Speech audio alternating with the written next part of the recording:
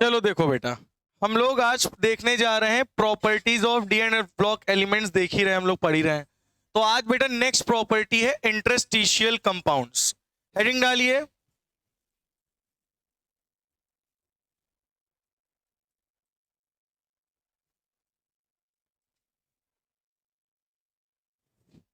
Interstitial compound कौन से बेटा? Interstitial.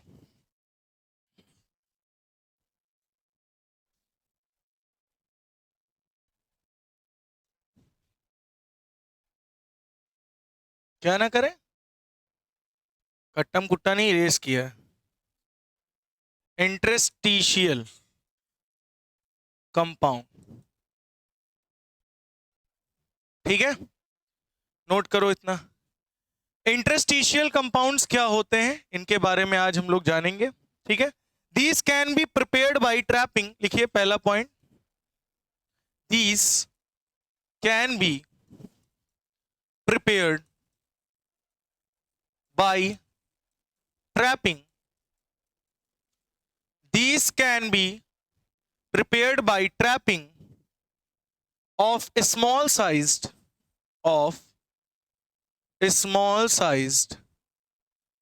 non-metal, small size non-metal, लिख लीजिए बेटा, small size non-metal like boron, hydrogen, carbon, nitrogen, ठीक है। इन इंटरस्टिशियल स्पेस, इन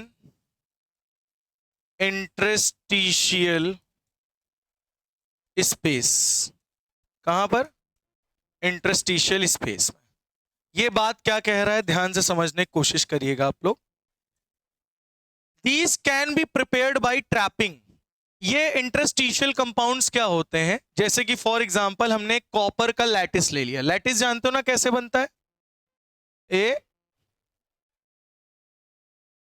ये होता है लैटिस, ठीक है। और ये होते हैं लैटिस साइट, कॉर्नर्स पे प्रेजेंट होते हैं एटम्स। कहां प्रेजेंट होते हैं? Copper copper copper copper copper copper copper copper. तो ये है कौन से लैटिस साइट है, ये लैटिस पॉइंट है, जहां पे लैटिस कॉर्नर्स है, जहां पे एटम प्रेजेंट होते हैं। एटम उधर इधर नहीं प्रेजेंट होते हैं, एटम्स कहां प्रेजेंट होते हैं? कॉर्नर्स पे। और इसी को पूरे को लैटिस स्ट्रक्चर बोलते हैं। और इनमें जो एक खाली जगह है ना अंदर वाली, इन्हीं को बोलते हैं इंटरस्टिशियल स्पेस। क्या बोलते हैं बेटा? Interstitial space. क्या होता है? हाँ, बीच में खाली रहता है। इस खाली जगह को ही क्या बोलते हैं? Void, interstitial space.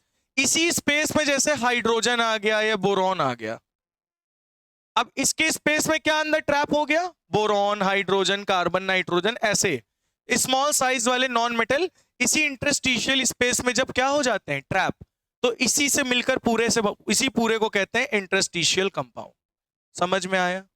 नहीं आया? नहीं आया? तो इंटरस्टिशियल कंपाउंड कैसे बनते हैं?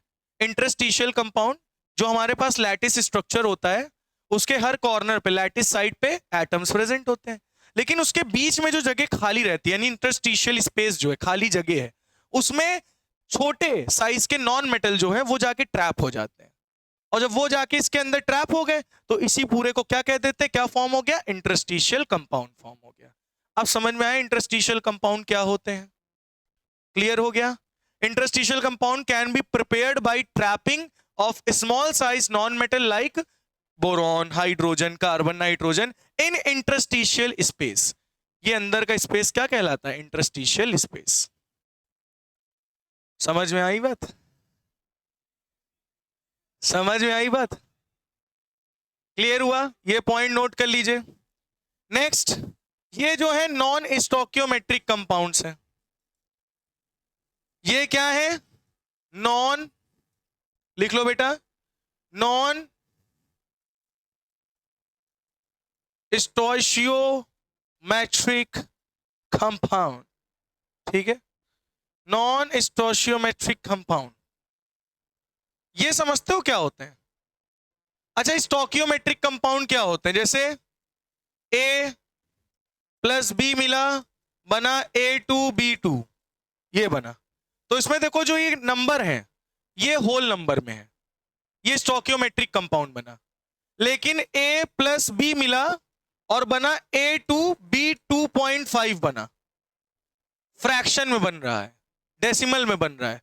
तो इस तरीके के कंपाउंड को कहते हैं नॉन स्टोकियोमेट्रिक कंपाउंड। जिसमें होल नंबर में वैल्यू रहती है उनको क्या बोलते हैं? स्टोकियोमेट्रिक। और जिसमें फ्रैक्शन में होती है उनको क्या बोलते हैं? नॉन स्टोकियोमेट्रिक। बात समझ में आई? तो इंटरस्टिशियल कंपाउंड्स कैसे कंपाउंड है?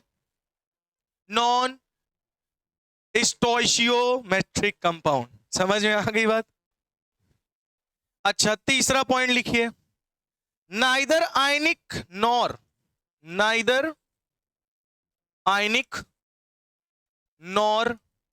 Covalent.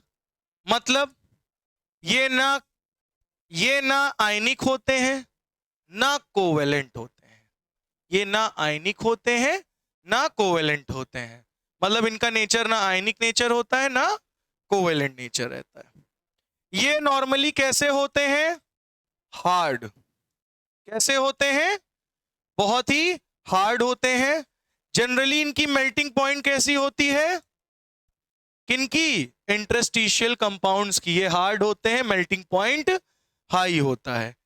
Conductance remain same, conductance remains same.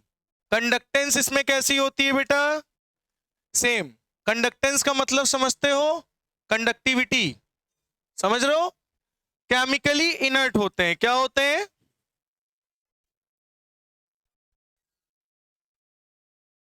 Chemically क्या होते हैं बेटा? इनर्ट होते हैं।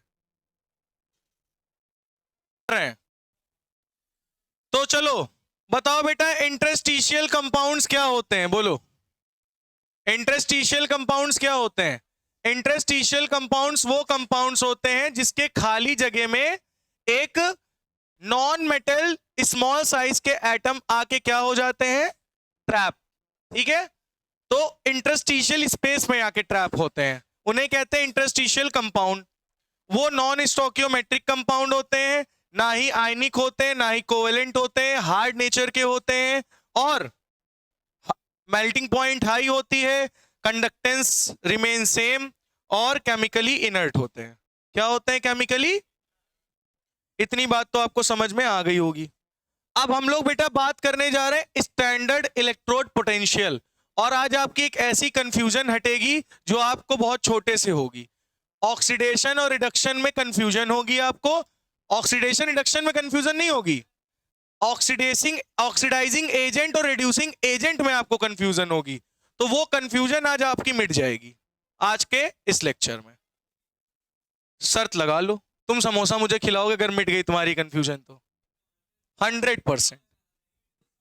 सबको अगर नहीं मिटी तो सबको मैं समोसा खिलाऊंगा। ठीक है?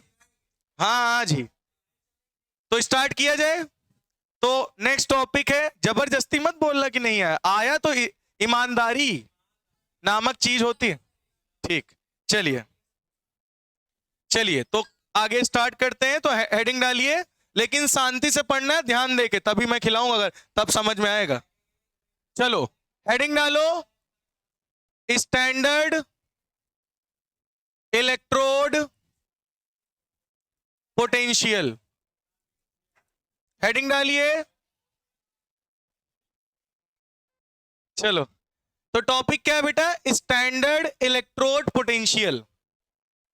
सबसे पहले वर्ड यहां पे एक बेटा आता है रिडॉक्स। ध्यान से सुनिएगा, रिडॉक्स रिएक्शन। आपने सुना है ये वर्ड?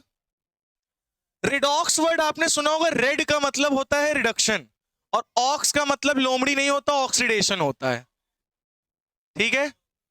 ऑक्सीडेशन। हाँ, तो एफ लगाने की देरी थी ना। बात समझ में आई? 19-20 का फर्क था। तो रिडॉक्स का मतलब क्या है? जिस रिएक्शन में ऑक्सीडेशन भी हो रहा हो और रिडक्शन भी हो रहा हो, उसे क्या बोलते हैं? Redox reaction. ठीक है? तो रिएक्शन इन विच, लिख लीजिए, reaction in which both oxidation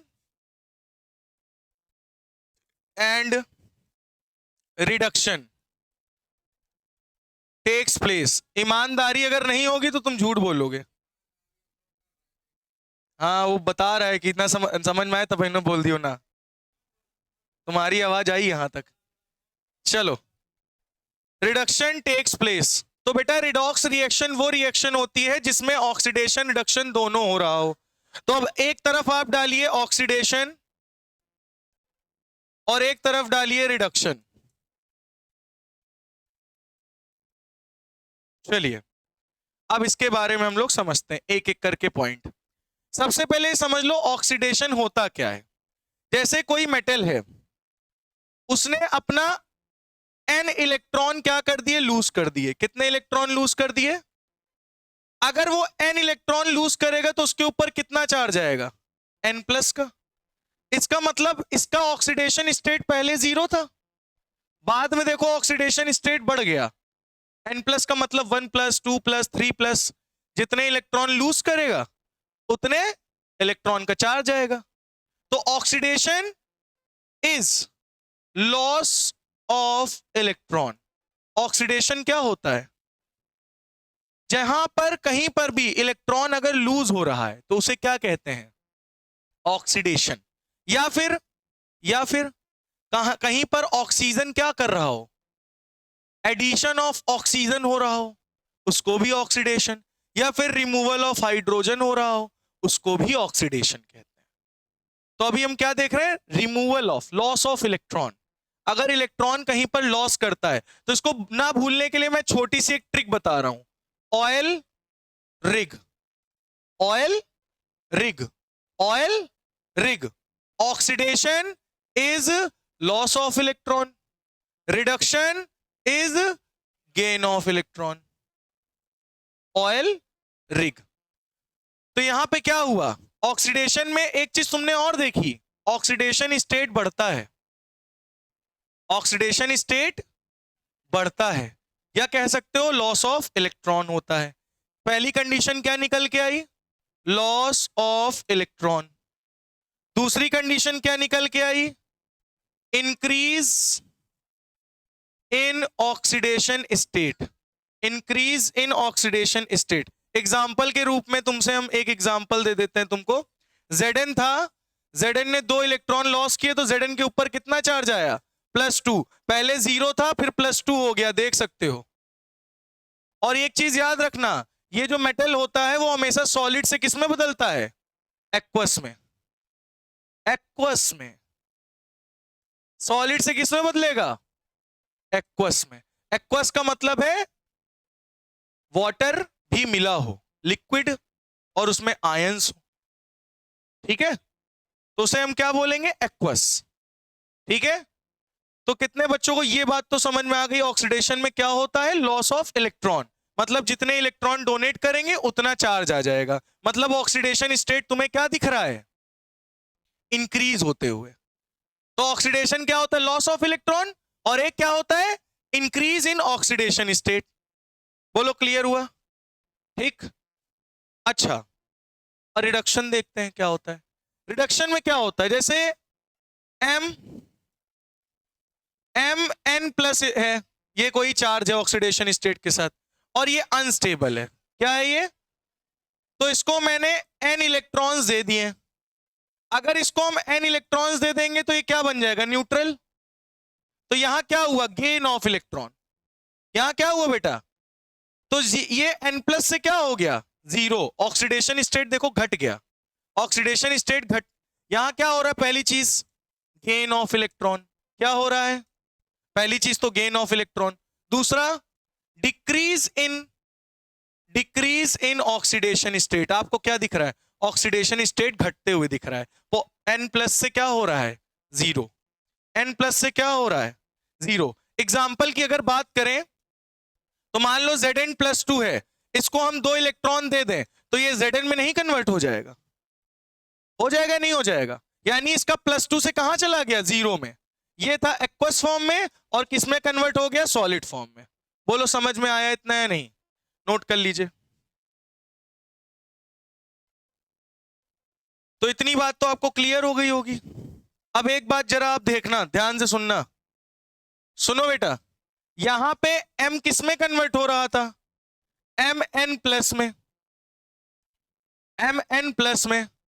और यहां mn प्लस किस में कन्वर्ट हो रहा था? m में। इसमें अभी कोई चीज दिक्कत आ रही हो तो पूछ लो। ऑक्सीडेशन में क्या हो रहा था? Loss of electron. रिडक्शन में क्या हो रहा था? Gain of electron. यहां देखो जीरो से प्लस एन में जा रहा था, मतलब ऑक्सीडेशन स्टेट बढ़ रहा था। यहां प्लस से जीरो पे जा रहे हैं, ऑक्सीडेशन स्टेट घट रहा है। एग्जाम्पल दे दिए हमने। यहां पे आपको क्या दिख रहा है? एम से mn प्लस जा रहे हो, और यहां mn प्लस से कहां जा रहे हो? m पे। तो अगर इसका पोटेंशियल लिखना हो, हमें क्या लिखना हो? क्या लिखना हो? याद करो, इलेक्ट्रोकेमिस्ट्री में पोटेंशियल कहते लिखते थे ई नॉट m से अगर mn प्लस जा रहे हो तो m mn प्लस, ऐसे ही तो लिखते थे। क्यों बेटा? m से अगर mn प्लस जा रहे हो तो E naught is equal E naught m से कहां जा रहे हो? mn प्लस तक। इसी तरह से इसका पोटेंशियल लिखोगे, स्टैंडर्ड इलेक्ट्रोड पोटेंशियल। और इसका mn प्लस से m जा रहे हो तो इसका इलेक्ट्रोड पोटेंशियल क्या लिखोगे? ई नॉट mn प्लस से m। तो mn प्लस से m जाओगे, ये रिडक्शन पोटेंशियल है, स्टैंडर्ड रिडक्शन पोटेंशियल। इसको SRP बोलोगे। इसको क्या बोलोगे? SOP, standard oxidation potential. क्या ये बात समझ में आई या नहीं आई? नहीं आई। m से mn प्लस में अगर बदल रहा है तो इसका मतलब क्या हो रहा है? ये स्टैंडर्ड ऑक्सीडेशन पोटेंशियल है, m से mn प्लस में। तो देखो, पहले m लिखा बट्टे mn प्लस लिखा, और यहां mn प्लस बट्टे m लिख रहे हैं, इसका मतलब ये रिडक्शन पोटेंशियल है। लिखने का तरीका ये है। ये क्या है? लिखने का तरीका। नोट कर लो तो बता दो, पक्का ना? अगर तुम्हें ऑक्सीडेशन में ऑक्सीडेशन का पोटेंशियल लिखना हो, कैसे लिखोगे? m से mn प्लस जा रहे हो, क्यों मान? तो ई नॉट m से mn प्लस लिखोगे, ई नॉट mn प्लस से m लिखोगे, तो ये स्टैंडर्ड रिडक्शन पोटेंशियल, ये स्टैंडर्ड ऑक्सीडेशन पोटेंशियल लिखने का तरीका है। समझ में आई बात? अच्छा, तो ये क्या है?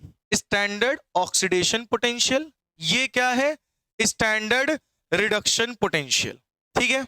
अच्छा, तुम लोगों ने कहीं कहीं पर देखा होगा पोटेंशियल की वैल्यू कहीं ज्यादा रहती है और कहीं पर पोटेंशियल की वैल्यू कम रहती है ना? उसका क्या मतलब है? जैसे मैंने बोला ई नॉट mn प्लस से m, इसका पोटेंशियल है plus 0.70। E not cn plus से c है 0.50। इसका मतलब क्या? इसका पोटेंशियल ज्यादा है, इसका पोटेंशियल कम है। इससे आप क्या समझते हो? इससे आप क्या समझते हो? तो ये चीज सुनो, अगर ई नॉट m से mn प्लस जा रहे हो और उसकी वैल्यू यानी उसका पोटेंशियल क्या हो रहा हो? इंक्रीज कर रहा हो। अगर उसका पोटेंशियल क्या कर रहा हो? इंक्रीज, तो ये समझ जाना m जो है वो mn प्लस में कन्वर्ट होना चाहता है। m जो है वो ऑक्सीडाइज होना चाहता है। m जो है वो ऑक्सीडेशन करना चाहता है, यानी m wants to convert किसमें? mn प्लस में। m कन्वर्ट होना चाहता है। अगर m mn प्लस में बनना चाहता है, इसका मतलब mn प्लस क्या है? स्टेबल है। mn प्लस क्या है? स्टेबल है। क्योंकि कोई चीज बनना चाहती है तो मतलब वो स्टेबल बनना चाहती है। तो अगर ये इसकी वैल्यू हाई होती है तो मतलब वो m क्या है? ऑक्सीडेशन करना चाह रहा है, कन्वर्ट होना चाह रहा है mn प्लस में। इसका मतलब ये है कि m जो है बेटा वो क्या होना चाह रहा है? m जो है वो क्या होना चाह रहा है? ऑक्सीडाइज्ड होना चाह रहा है। m क्या होना चाह रहा है? ऑक्सीडाइज, यानी n प्लस m की जो n प्लस स्टेट है, ऑक्सीडेशन स्टेट है, वो कैसी स्टेट है? स्टेबल। कैसी स्टेट है? बोलो, समझ में आई? mn प्लस जो n प्लस है ऑक्सीडेशन स्टेट है, वो कैसी स्टेट है? स्टेबल। मतलब अगर m mn प्लस में बदलना चाह रहा है, इसका मतलब क्या है? वो स्टेबल बनना चाह रहा है। तो इलेक्ट्रिक पोटेंशियल जितनी ज्यादा वैल्यू, उतना ज्यादा वो क्या होना चाह रहा है? Oxidized, stable, mn plus. तो यहां पे N+ जो है वो ऑक्सीडेशन स्टेट स्टेबल स्टेट है। समझ में आई बात? जितना ज्यादा पोटेंशियल की वैल्यू उतना ज्यादा वो क्या होना चाह रहा है, ऑक्सीडेशन करना चाह रहा है, वो ऑक्सीडाइज होना चाह रहा है। ठीक है, अब समझो, इसको हटा दे। और अगर इसमें हाई वैल्यू ही बताओ, अगर E0 Mn+ से M कन्वर्ट हो रहे हो और इसकी वैल्यू भी क्या हो रही है, मान लो बढ़ रही है, तो मतलब Mn+ से वो क्या बनना चाह रहा है, M, यानी वो Mn+ से क्या बनना चाह रहा है, यहां पे M से Mn+ में बनना चाह रहा था, अगर ये क्या बनेगा, Mn+ से M बनना चाह रहा है। तो अगर इसकी वैल्यू पोटेंशियल जितना ज्यादा होगा उतना ज्यादा Mn+ क्या होना चाह रहा है, रिडक्शन करना चाह रहा है। जितना ज्यादा पोटेंशियल, मान लो 10 वोल्ट है, तो उतना ज्यादा वो क्या करना चाह रहा है, रिड्यूस होना चाह रहा है, रिडक्शन करना चाह रहा है। हाँ, वो भी Mn+ से M में, मतलब स्टेबल कंडीशन में जाना चाह रहा है। किसमें जाना चाह रहा है, यानी यहां लिख सकते हो Mn+ wants to, लिख लो Mn+ wants to reduce into M, मतलब इसमें रिडक्शन में Mn+ से M में बदलना चाहता है, ऑक्सीडेशन में M से Mn+ में बदलना चाहता है। पोटेंशियल की वैल्यू जितनी ज्यादा उतना ज्यादा ये ऑक्सीडेशन करना चाहेगा, रिडक्शन की वैल्यू जितनी ज्यादा पोटेंशियल की उतना ज्यादा ये Mn+ से M में बदलना चाहेगा। समझ में आ रही बात? अभी इसके लिए मैं एक एग्जांपल दूंगा, मैं दे रहा हूं यहां एग्जांपल, सुनो।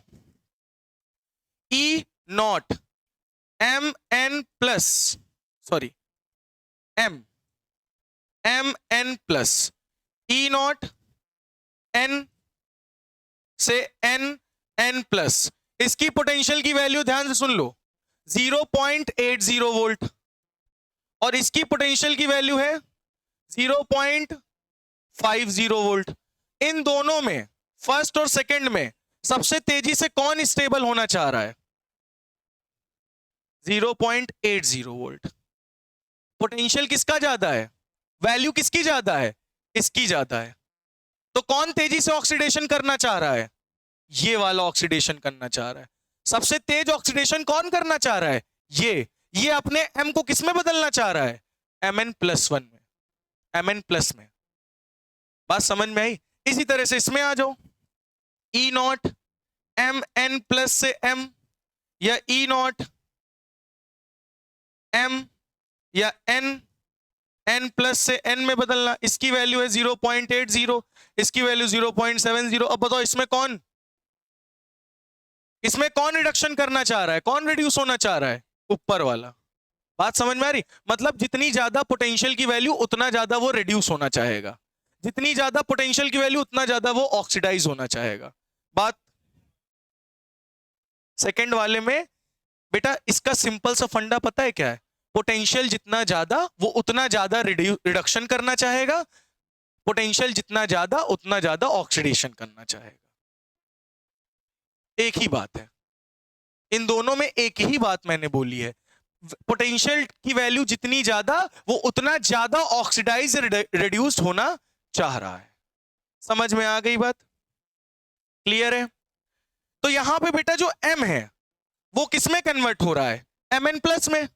तो जो M है वो रिड्यूसिंग एजेंट है, और यहीं पे बात आके फंसती, यही बच्चों को बात समझ में नहीं आती। और जो यहां पे Mn+ से किस में बदल रहा है, यहां पे M से किस में बदल रहा था, यहां पे M से किस में बदल रहा था, Mn+ में। तो यहां M क्या है, रिड्यूसिंग एजेंट। यहां Mn+ से किस में बदल रहा है, M में। तो यहां Mn+ क्या है, ऑक्सीडाइजिंग एजेंट। कौन सा एजेंट है, कौन सा एजेंट है? अब यही बात बच्चों को समझ में नहीं आती। सुनो, ऑक्सीडेशन क्या होता है, addition of oxygen, removal of hydrogen, ये दोनों चीजें होती हैं ऑक्सीडेशन, है ना। तो हम कौन से एजेंट होंगे, हम ऑक्सीडेशन कर रहे हैं।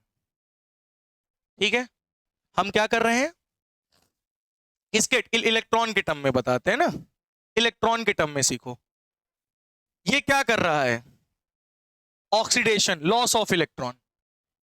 रिमूव कर रहा है, तो मतलब ये अपने इलेक्ट्रॉन को रिड्यूस कर रहा है। अपने इलेक्ट्रॉन कौन दे रहा है? अच्छा ध्यान समझो, ये इलेक्ट्रॉन ऑक्सीजन है, ये एक इलेक्ट्रॉन को तुम लेट मान के चलो ये ऑक्सीजन है।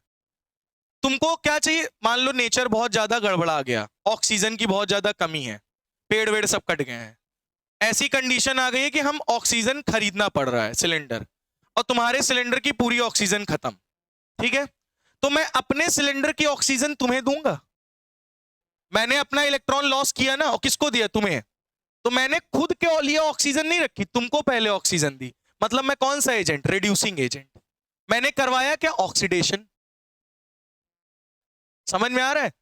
ऑक्सीडेशन मैंने किया ना, लॉस ऑफ इलेक्ट्रॉन। मैंने अपनी ऑक्सीजन तुमको दी, मैंने अपना इलेक्ट्रॉन तुमको दिया, तो मैंने करा ऑक्सीडेशन। लेकिन मैं क्या हूं? रिड्यूसिंग एजेंट, क्योंकि मैंने अपना इलेक्ट्रॉन तुम्हें दिया है। अब समझो, तुमने क्या किया है? Gain of electron. Gain of electron क्या हुआ? रिडक्शन। तुमने वो ऑक्सीजन ली, तो तुम क्या हुए? Oxidizing agent. तुमने मेरी ऑक्सीजन तुमने यूज की ना, तो तुम कौन से एजेंट हुए? Oxidizing agent. लेकिन तुमने किया क्या? रिडक्शन। अब समझ में आया? नहीं आया? खिलाओ समोसा। ए बोला है हो गया, हो गया, खत्म बात। यही चीज थी, यही तो मेन सिस्टम था इसका, जो मैंने आपको समझा दिया। नहीं नहीं, तुमने बोला कि हाँ, उसके बाद मैंने बोला। बोलो, क्लियर हुआ? समझ में आ गई बात? तो इलेक्ट्रॉन मैंने अपना तुमको दिया, तो मैंने किया ऑक्सीडेशन, लेकिन मैं कौन सा एजेंट हुआ? रिड्यूसिंग। उन्होंने लिया तो उन्होंने रिडक्शन किया, बट वो कौन से एजेंट हुए? Oxidizing agent. उन्होंने अपना, मेरा ऑक्सीजन उन्होंने यूज किया। क्लियर हुआ? चलो बहुत बढ़िया। समोसा बेटा ले आना। अब हो गया, तुमने साफ साफ क्लियरली बोला कि हाँ समझ में आया। फ्लो फ्लो में नहीं होता, नोट कर लो। तो बेटा इतना नोट कर लीजिए, आगे फिर हम लोग कल मिलेंगे। तो ये था रिडॉक्स। ठीक है, इसको मैं जूम कर देता हूं, आप लोग स्क्रीनशॉट ले लीजिएगा। पहले ये है 1 2 3 स्क्रीनशॉट, फिर 1 1 2 3 स्क्रीनशॉट, फिर ये 1 2 3 स्क्रीनशॉट।